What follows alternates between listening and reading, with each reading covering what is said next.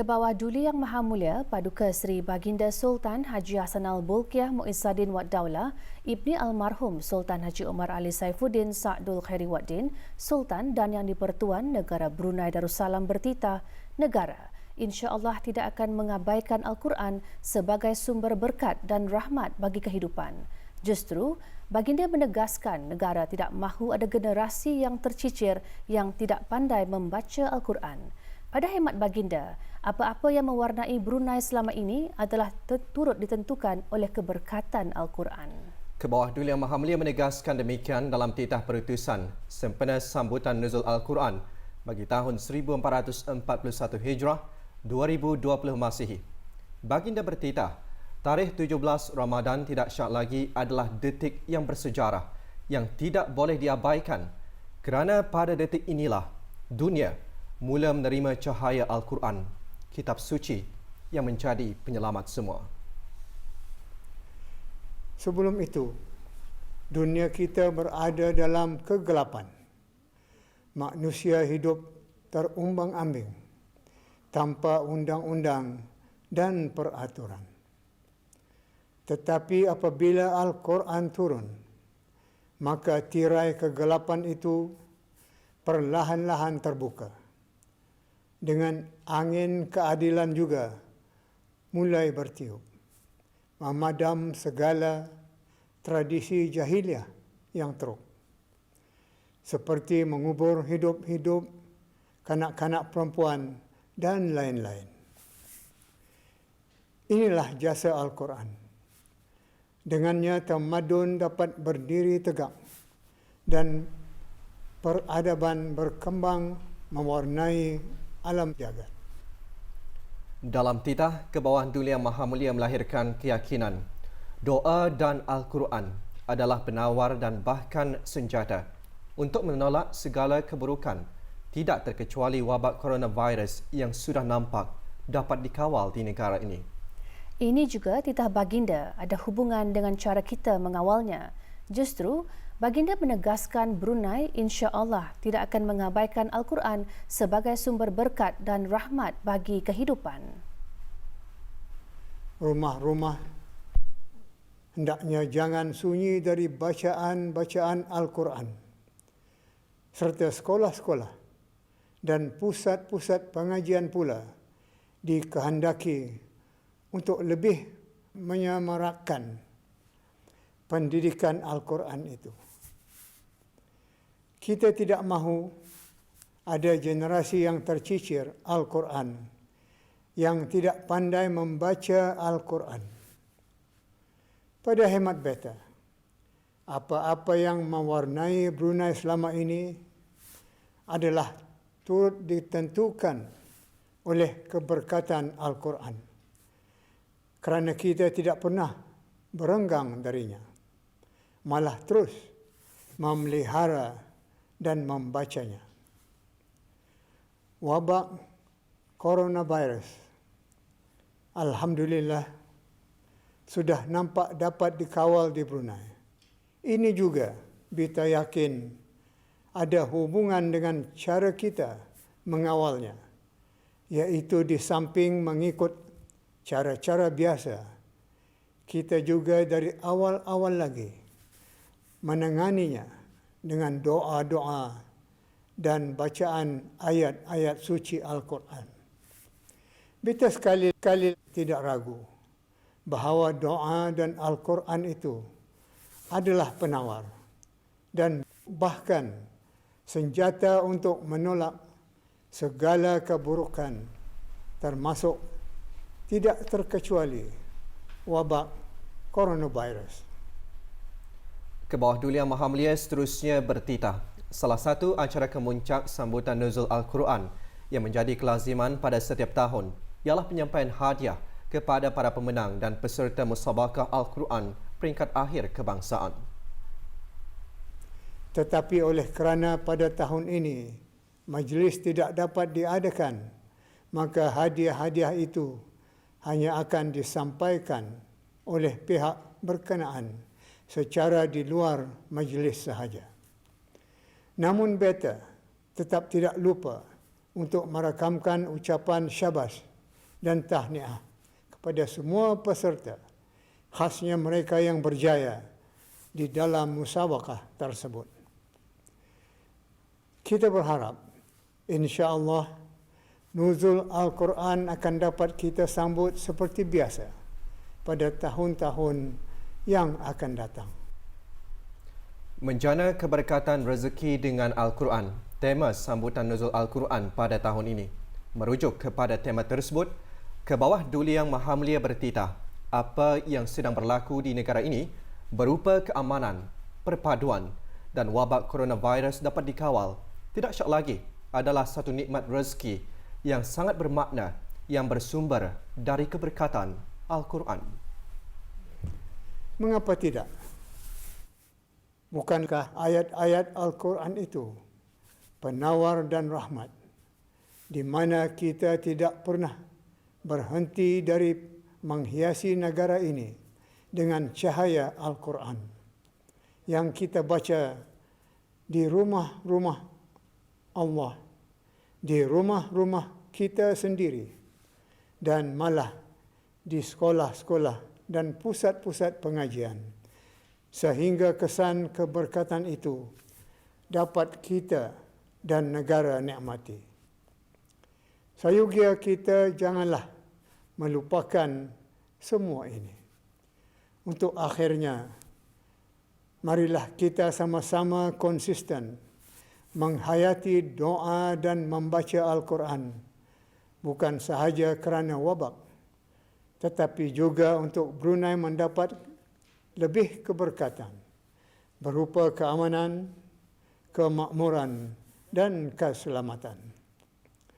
Beta di sini sukacita mengajak supaya kita juga sama-sama mendoakan mereka yang masih dirawat kerana positif coronavirus, supaya lekas-lekas sembuh dan dapat bertemu semula dengan keluarga masing-masing dalam keadaan selamat dan gembira. Sempena memperingati nuzul Al-Quran pada tahun ini, ke bawah Duli Yang Maha Mulia Paduka Seri Baginda Sultan dan Yang di-Pertuan Negara Brunei Darussalam telah memperkenankan agar sambutan nuzul Al-Quran peringkat negara yang lazimnya diadakan pada 17 Ramadan digantikan dengan rancangan khas yang disiarkan melalui radio dan televisyen Brunei pagi tadi. Rancangan khas tersebut dibuat secara rakaman disesuaikan dengan keadaan berjaga-jaga dari penularan jangkitan wabak COVID-19 berpandukan nasihat daripada Kementerian Kesihatan. Rancangan khas dimulakan dengan bacaan Al-Quran oleh Awang Abdul Muin bin Abdul Hamid, pemenang tempat ketiga Musabaqah Tilawatil Quran Belia Asia Tenggara tahun 1441 Hijrah 2019 Masihi. Kesimpulan maknanya dibacakan oleh Awang Muhammad Fazwan alias Hafiz bin Abu Kasim, tenaga pengajar Hufaz Management. Orang yang dikurniakan harta yang banyak, maka harta yang banyak itu adalah sebagai amanah yang dipertanggungjawabkan kepada mereka. Ini kerana di dalam harta yang dimilikinya terdapat hak orang lain yang perlu diagihkannya. Yang berhormat Pihit Perdana Khatib Datuk Paduka Seri Setia Ustaz Haji Awang Badarudin bin Pengarah Datuk Paduka Jawang Osman, Menteri Hak Ehwal Agama selaku pengerusi jawatan kuasa tertinggi Majlis Hari-Hari Kebesaran Islam Peringkat Negara tahun 1441 Hijrah dalam ucapan semasa rancangan khas antara lain menjelaskan usaha menyebarkan kefahaman makna dan tafsir Al-Quran di negara ini mendatangkan keberkatan kepada negara dalam berbagai rupa bentuk limpah kurnia Allah Subhanahu Wa Taala. Rancangan yang disiarkan melalui radio dan televisyen serta media sosial. Sesungguhnya tidak syak lagi kesemua ini akan mendatangkan keberkatan kepada negara dalam berbagai rupa bentuk limpah kurnia Allah Subhanahu Wa Taala.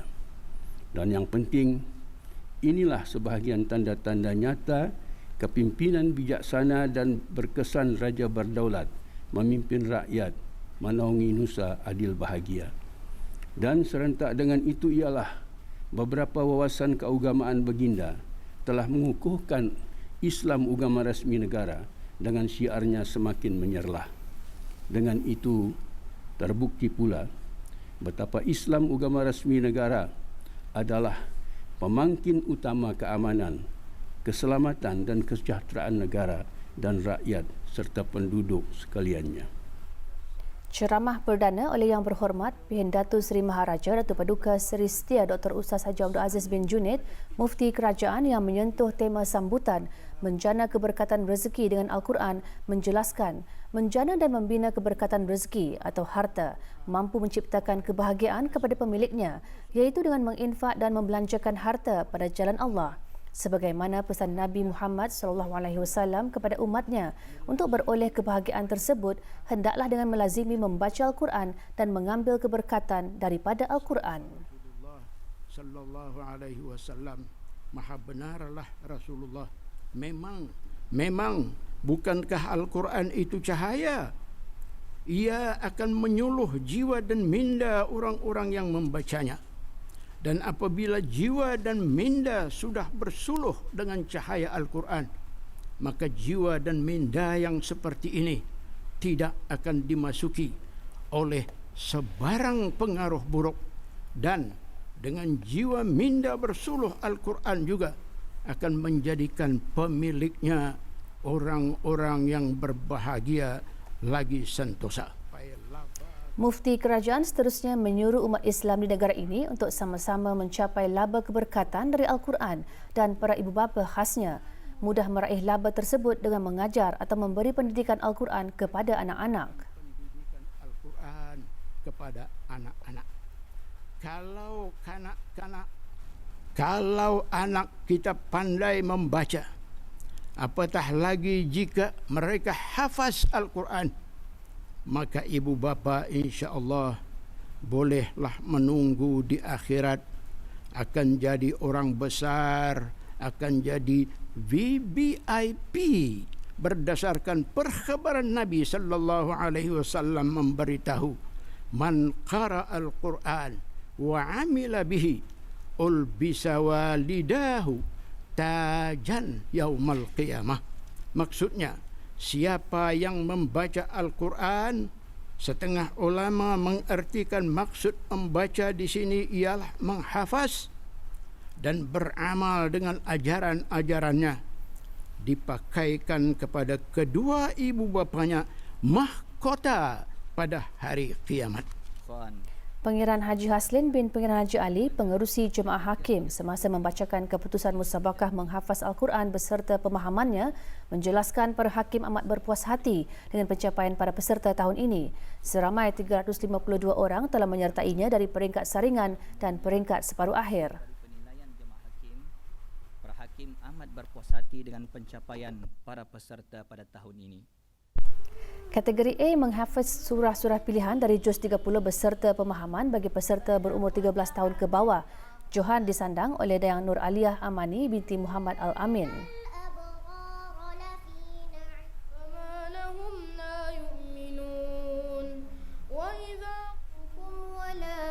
Kategori B menghafaz surah-surah pilihan beserta pemahaman bagi peserta berumur 14 tahun ke atas. Johan disandang oleh Dayang Najla Sabrina binti Haji Abdul Rajid. أحسن كل شيء خلقه بالنذر ويخافون يوما. Kategori C menghafaz 3 juz Al-Quran iaitu dari juz 1 hingga juz 3 beserta pemahaman. Johan disandang oleh Awang Muhammad Syabil bin Syahram.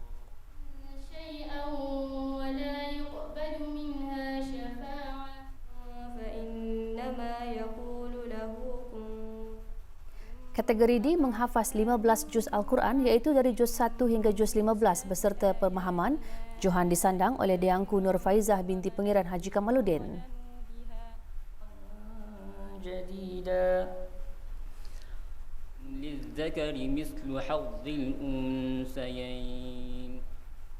Kategori E menghafaz 30 juz Al-Quran beserta pemahaman.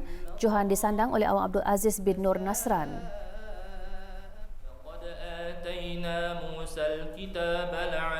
وألق ما في يمينك تلقف ما صنعوا. Bacaan doa bagi memohon perlindungan Allah Subhanahu Wa Taala dari wabak dan bala dibacakan oleh Yang Berhormat P.N. Orang Kaya Paduka Seri Utama Datuk Paduka Seri Setia Wang Haji Salim bin Awang Haji Besar. Allahumma ya Allah, mohon jadikan Al-Quran itu sebagai teman setia kami di sepanjang hayat, menjadi penawar dan rahmat kepada segala penyakit dan kesusahan, menjadi pelindung dan penyelamat dalam kehidupan kami, khasnya daripada cengkaman pandemik COVID-19. Ya Allah, selamatkan kami semua, khasnya selamatkan Raja kami, ke bawah Duli Yang Maha Mulia Paduka Sri Baginda Sultan Haji Hasanal Bolkiah Mu'izzuddin Wad Daulah, Sultan dan Ing Pertuan Anugerah Brunei Darussalam, ke bawah Duli Yang Maha Mulia Paduka Sri Baginda Raja Isteri Baginda Anak Hajah Salihah, serta sekalian ahli kerabat. Wallahu khairun hafiza wa warhamur rahimin. Rancangan khas sempena memperingati Nuzul Al-Quran akan dapat diikuti esok pada pukul 12.30 tengah hari melalui saluran RTB Perdana.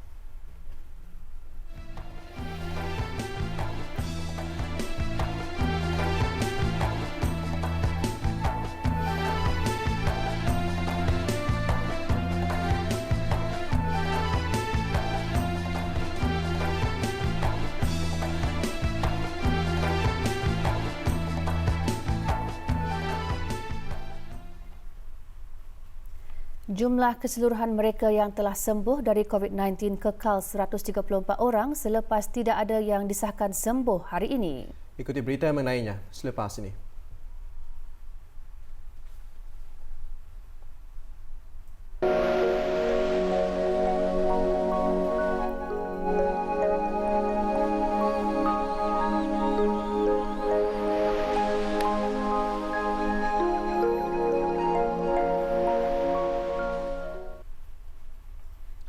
Perkembangan terkini situasi jangkitan COVID-19 di negara ini.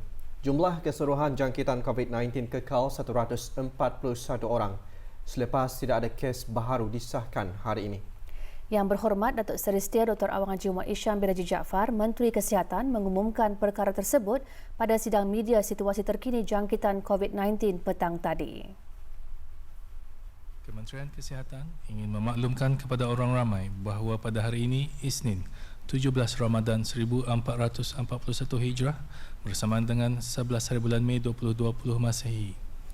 Alhamdulillah, dengan izin Allah Subhanahu Wa Taala jua tidak ada kes baru jangkitan COVID-19 yang disahkan di negara ini. Ini bermakna jumlah keseluruhan kes COVID-19 di negara ini kekal seramai 141 orang. Sementara itu, tidak ada kes yang telah disahkan sembuh dari COVID-19 pada hari ini. Ini menjadikan jumlah keseluruhan yang telah sembuh kekal seramai 134 orang. Oleh yang demikian, jumlah kes aktif yang masih dirawat di Pusat Pengasihan Kebangsaan pada ketika ini ialah seramai 6 kes. Daripada jumlah tersebut, 2 daripadanya masih dalam keadaan kritikal. Walau bagaimanapun, hanya seorang saja yang masih memerlukan bantuan mesin tambahan, hadlang mesin ataupun ECMO dan mesin pernafasan. Manakala seorang pesakit kini hanya memerlukan bantuan mesin pernafasan saja. Selebihnya adalah dalam keadaan yang baik. Pada ketika ini, seramai 108 orang sedang menjalani kuarantin mengikut Akta Penyakit Berjangkit Penggal 204. Manakala jumlah keseluruhan mereka yang telah menamatkan tempoh kuarantin ialah seramai 2,575 orang. Dan dalam tempoh 24 jam yang lalu, sebanyak 169 sampel telah diuji bagi virus SARS-CoV-2 yang membawa jumlah keseluruhan ujian makmal dijalankan sejak Januari 2020 kepada 16,037 ujian. Sementara itu, berhubung dengan pengesanan kontak-kontak bagi kes 139, 140 dan 141, seramai 114 kontak kes telah menjalani ujian SARS-CoV-2 di mana kesemuanya telah disahkan negatif. Setakat ini, hasil penyiasatan kes belum mengenal pasti punca jangkitan. Walau bagaimanapun, penyiasatan mendapati bahawa kemungkinan besar kes 141 ialah orang yang pertama mempunyai tanda-tanda jangkitan dan telah menjangkiti kes 139 dan 140. Kementerian Kesihatan masih giat menjalankan penyiasatan lanjut untuk mengenal pasti punca jangkitan pada masa ini. Semua tukang masak perlu menggunakan sungkup muka dalam penyediaan makanan. Menurut Menteri Kesihatan, langkah itu perlu diambil lebih-lebih lagi semasa COVID-19 ini. I think all chef in general should be mematuhi segala peraturan yang disediakan sebagai chef, including wearing a hat, apron dan sebagainya. Dan terutama sekali di waktu masa macam ini, they should it should be compulsory for them wearing mask. Projek Sejambat Kasih Kendalian Majlis Kesejahteraan Masyarakat MKM mengagihkan sumbangan makanan asasi kepada seramai 100 ketua keluarga yang merupakan klien MKM. Memandangkan situasi negara masih dilanda wabak COVID-19, format pengagihan bantuan adalah berbeza dari tahun-tahun lalu, iaitu dengan melakukan penjarakan fizikal seperti mana arahan Kementerian Kesihatan. Tahun ini MKM buat pertama kalinya mengagihkan sumbangan makanan asasi ke empat daerah. Pengagihan sumbangan merupakan salah satu projek MKM sempena bulan Ramadan bertujuan untuk membantu golongan yang kurang berkemampuan sebagai persiapan menyambut Hari Raya Aidilfitri.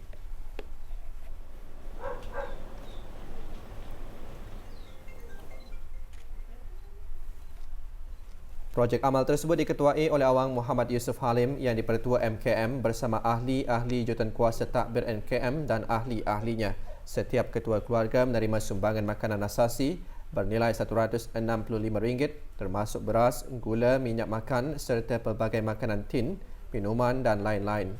Perbelanjaan projek Sejambat Kasih adalah hasil dari derma orang ramai termasuk RM5,000 yang didermakan oleh Imagine Sendirian Berhad.